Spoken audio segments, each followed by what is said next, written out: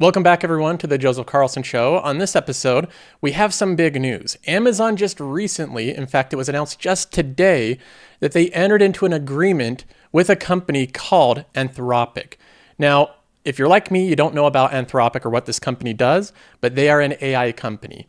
And they're one of the leading ones. They're one of the ones on the forefront of it, like OpenAI.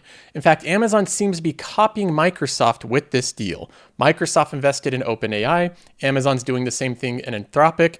As a large shareholder of Amazon, I want to give you my take on what's going on here, because this deal, which is up to $4 billion, a massive number, it breaks down a lot differently than what the headline suggests. So we'll be looking at that.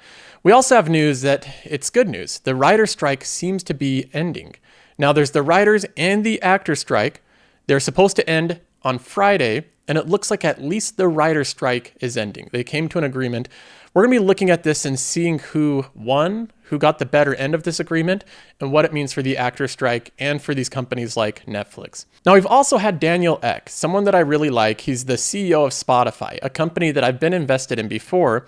Well, he just announced today that Spotify will be using AI to replicate podcasters' voices and translating them into other languages. This is amazing news. I want to talk about this and what it could mean for the future of media, entertainment, what I do on YouTube and Spotify, and so on. And then finally, we have a TikTok to react to. This individual made the decision to buy a $500 pen. $500 for a single pen, and he believes that he's superior to you because he owns a $500 pen.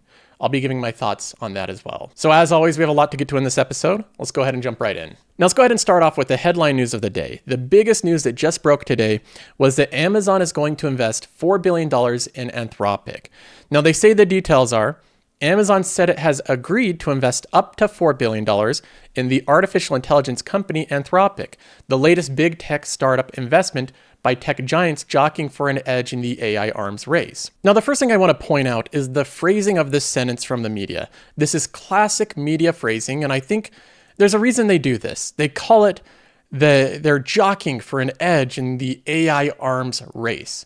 They do an analogy of sports. They do an analogy of war and combating and competitiveness, and they pit different companies together. The Amazon is at war with Microsoft and Google and so on. That is common in media and with investors by and large. It's a common thing to do. When in reality, Amazon just wants to have products for their customers. I don't think Amazon's thinking about this as an arms race or that they're at war with Microsoft or Google. If you talk to Amazon's CEO, they're thinking that AI offers a lot of capabilities and a lot of things for our customers. We have a big customer base. We want to offer them this product. They're not thinking we got to get one step ahead and be a little bit ahead of Microsoft. I really don't believe that's what Amazon does. They don't focus on competition that much. They focus on their own customer base. So this creates a sense of urgency that they have to be in front of Microsoft or Google. And in most cases, including this one, there's going to be multiple winners. Just like cloud is big enough for all three companies, there's going to be multiple winners in AI. Every company is going to use this, whether it's Apple, Google, Microsoft, Amazon, Meta, so on and so forth. This is a huge industry. There's going to be a lot of winners. They don't need to be one step ahead of the other at all times. Now, the next thing they say is Amazon said that as part of the deal, Anthropic would be using its custom chips to build and deploy its AI software. Amazon also agreed to incorporate Anthropic's technology into products across its business. People familiar with the deal said Amazon has committed to an initial 1.25 billion investment over 2 years. So that's the initial investment. They say the number could grow to 4 billion over the time, depending on certain conditions. As part of the agreement, Anthropic has agreed to spend a certain amount of capital on Amazon's cloud infrastructure business, Amazon Web Services, one of the people said. This seems completely typical for these type of deals. So what we learn here is that this $4 billion deal is really not going to cost Amazon $4 billion, because a lot of this deal is Anthropic, this company, needing cloud hosting and then deciding to use Amazon's for free. So Amazon will say, we'll give you a lot of AWS credits. You can use it for free. That way we give you value, but it doesn't cost us as much money. And the next thing is the chips. They're providing these Titan chips, which are like these AI chips. They're doing that, and they probably have good margins on those chips as well. So Amazon is just transferring some of their services to Anthropic in dollar terms. But in reality, it's not costing the Amazon shareholder $4 billion in stock or $4 billion in cash. So I've actually come around to liking these deals where these big tech companies can just provide a few services, they can get a big stake in a smaller company, and they don't have to pay out as much cash because they're providing different services. Now, going on, an interesting thing we learn here is that Google is also invested in this company, but not nearly the extent that Amazon is. They say that tech giants and venture capitalists have been investing heavily into AI startups this year. Following the breakout success of ChatGPT's bot, which can produce human-like writing and computer code, in January, Microsoft invested $10 billion into chatbot's maker, OpenAI, taking a 49% stake as part of the extensive partnership. So Microsoft has a massive investment. Amazon's would not be this big into Anthropic, not as big as Microsoft's into OpenAI. But they also mentioned that Google invested more than $300 million in Anthropic, this same company. They also mentioned that Salesforce has invested in a series of AI startups, including Anthropic and OpenAI rival Cohere. So we have a lot of the bigger companies buying different pieces of these smaller companies. And the nice thing about this for big tech, the situation they're in, is even though this is like buying out the competition or buying out newer technology, the government really can't do a lot about it, because in most cases, these companies own a minority stake. Like Microsoft saying that they're going to own 49%. Why did they want to own 49%? Because if the government came in and said that they want to block this purchase, they'd say that we own a minority stake. We don't control the company. That's a workaround to government regulation. Google's doing the same thing. Amazon's doing the same thing. They're all buying minority stakes in these companies so that they can have claim on their technology, integrate it with all of their offerings, all of their tools, but still skirt around the government regulation of buying up smaller companies. Now, the challenge for these tech startups like Anthropic or ChatGPT is always hosting. It's incredibly expensive to host large language models and run the processing for it. That's why they've been using both Google Cloud and Amazon's AWS. But part of this deal is Amazon saying, we're going to provide you infrastructure at a reduced cost. We'll give you all these credits. So move most of your workloads over to us. So they sign an agreement to work primarily with Amazon. And Amazon locks in a future customer that way. Then Amazon can turn around and they plan on integrating all of this type of stuff, Claude, Anthropic's tool set, into all of their products for their customers. So Amazon is really looking to lock in their own customer base.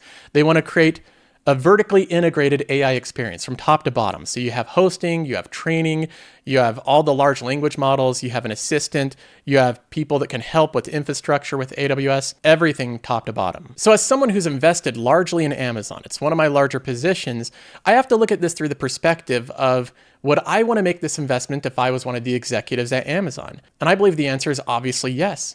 Amazon has already seen it work out for Microsoft. This isn't a guess. They're not guessing what's going to be the outcome. Microsoft invested billions of dollars into OpenAI, and then that wasn't enough. Microsoft can't own enough of OpenAI. They wish they could buy the entire company, but they can only own 49% of it. So this is already seen to be a good investment by other large tech companies. Amazon is following in their place. They needed to find a great partner, one of the leading AI firms to partner with, to extend tooling and resources and to be able to integrate all their products. And it looks like Anthropic is a very good choice to have. Now, a lot of people are going to be judging this as Amazon being behind and catching up, but I think that framing is not the right way to frame this. Amazon has millions and millions of customers using AWS. All they need to do is give them a reason not to leave to Microsoft, not to leave to Google. By partnering with Anthropic, integrating all of their toolings, having a good competitive large language model against Microsoft's, they give them less reason to leave to the competing firms. So I don't view this as them being one step behind or one step ahead. I think the important thing as an investor in Amazon is they're building out a fully integrated tool set for their customers, giving them minimal reason to leave outside of AWS. Now, moving on, we have some good news, at least good news if you're a Hollywood writer or if you enjoy scripted television. The Hollywood writers reach an agreement with studios. Now, the way that the media frames this right from the beginning was the inevitable framing that the writers won, that they beat up the big bad studios. They say the new 3-year deal includes several hard-fought victories for the writers, including increased royalties, mandatory staffing for television writing rooms, and protections regarding the use of artificial intelligence. People familiar with the pact said. So it seems like they got everything. They got increased royalties, staffing, artificial intelligence protections. They really took it to the studios. What's lacking here is any official details on anything. Neither side would address the terms of the accord. The terms are specifically what they got. So from this news, we really have no clue of what they actually got. Just the rumor that the writers won. But that was always going to be the case. The writers were always going to have won according to the media. If you're in charge of the writers, if you're one of the union leaders and you're going to the negotiation table, you're going to come back with a few victories, a few concessions from the big media companies, and then you're going to say, we won. We got a lot of good things in this deal, even if you got the short end of the deal. And it's the same for the studios. The studios don't want to come out and say that we won and we got a better deal and we made the writers take this worse deal. They're never going to frame it that way. So it's on both sides' incentive to say that the writers won. In reality, I am highly skeptical that the writers got a terrific deal here. And the reason is the studios held all of the negotiation power. They could have dragged this strike on for years on end without too much trouble. They continue to do sports documentaries, unscripted television, reality shows, licensing old content, and creating shows outside of the US with people that are not part of this union. So you'll read this in the news as the writers won and they beat up the big studios. In reality, we don't know much about the deal. And from my perspective, looking at these companies, they didn't have a lot of incentive to give in to huge demands because outside of Netflix right now, every one of these studios is already suffering. They're already unprofitable. They're already struggling with their business model. So not a lot of incentive to give everything they wanted to the writers. Now, even though this ends the writer's strike, this does not end the actor's strike. That's still going on right now. I also believe that this will put more pressure on the actors to make a deal because now they're standing alone. They don't have the writers striking at the same time. So the studios have even less pressure against them. Of course, the studios want to make a deal with the actors. So I think they'll want to make some type of deal that works for both of them. But I think that the actor strike is likely to get done sooner than later. But overall, I don't think these strikes will have a long-term, meaningful impact on any of these media companies. I look at it as the cost of doing business. It's part of their production expenses.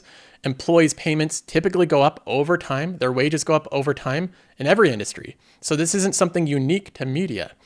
Amazon's paying more for employees. Chipotle's paying more. All of them increase wages over time. The same thing is happening here with writers and actors. It's just a cost of doing business. Now moving on, we have a particularly awesome piece of news here from Spotify. Spotify said they'll use AI to replicate a podcaster's voice and translate them into other languages. And this is reliant on a new feature that was announced today from OpenAI, the voice generation technology. The technology can create realistic synthetic voices from just a few seconds of speech. Now, they say it will also maintain the podcaster's distinctive speech characteristics. I haven't seen this yet, so I'm not sure if it's going to maintain distinctive speech characteristics as much as you might want, but that's the claim. It's going to be a translating tool for podcasters. Now, this also has the chance to grow the total addressable market or the reach of YouTubers and podcasters substantially. Right now, we're limited by our language. That's a big thing. And a lot of YouTubers have had to hire different people to translate their video. Of course, they're in a different voice when they do that. So now we're no longer limited by language if we're able to use this feature, making it so that if you're English speaking, you're now speaking every language. If you're Spanish speaking, you're now speaking every language. The playing field is way more even, and it's no longer dependent on where you're born or what language you speak. I think this is an incredible, revolutionary use case for AI. Really an incredible improvement in technology. So something I am excited about, and I do plan on using for this podcast. Now, finally, we get to the reaction video here. We're going to be reacting to @MakeMoneyWithJacob on TikTok. And he has a TikTok here where he explains that he owns a $700 pen. He bought a few of them so that he can feel superior to others. Let's go ahead and take a listen. This is a $700 pen, and the reason I bought it, I actually bought 3 of them. I got one for myself, one for my brother, and one for my dad. And the reason I bought it is because 1, it feels good to have a $700 pen, and 2, most people don't have a $700 pen, and it just is a constant reminder to myself that I'm better than everyone, and that I am just a winner. A constant reminder, this pen that's $700 that he paid for it, is a constant reminder that he is a winner and that he is, quote, better than everyone. So he has a feeling of smug superiority to others. Now, what I'm hoping, because I'm not familiar with Jacob's content here, is that this is a one-off it's a skit. He's being satirical. He's joking to people that aren't inside on the joke. And if that's the case, I'm not familiar with the content here, so I might be out of the loop. But let me go ahead and take this on face value because this is the entire TikTok in its entirety, nothing edited out. And let's go ahead and just respond to this because unfortunately, a lot of videos like this are real. People are not being satirical here.